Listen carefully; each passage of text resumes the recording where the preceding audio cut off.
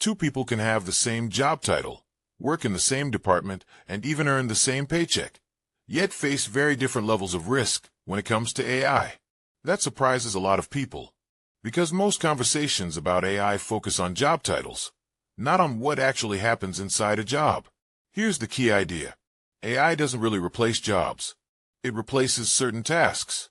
And the mix of tasks you handle matters far more than the title on your business card. Think about two people in the same role. One relies heavily on repetitive processes, copying information, rewriting similar content, following fixed steps.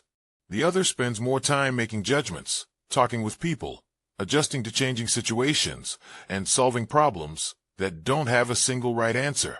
AI can help with some of the repetitive parts, but it struggles with context, nuance, and human judgment. That's where the difference shows up. This is why one person can use AI to remove busy work and become more effective, while another feels threatened by it. Same job title, very different outcomes. So the real question isn't, is my job safe?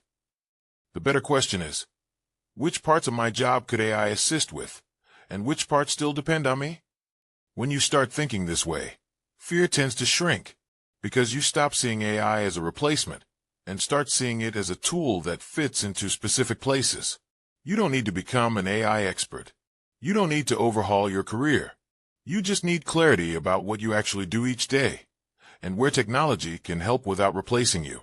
That clarity is what turns anxiety into confidence. If this helped you think about AI in a calmer, more practical way, you'll find more conversations like this right here.